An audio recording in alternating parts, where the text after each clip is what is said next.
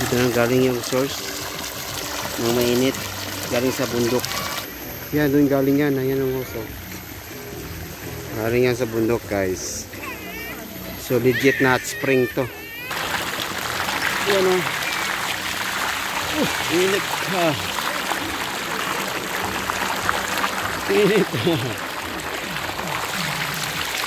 Ang sarap. Sarap magpabagsak sa ang init. Baka kalbo na ako mamaya bago umuwi.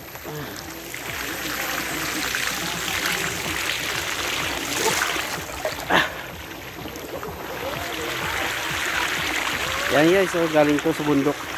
Ito, yung hose. Yan, yun ang galing yan. Sarap ng init. Nandito lang po tayo sa experience sa Sultan Kudarat po.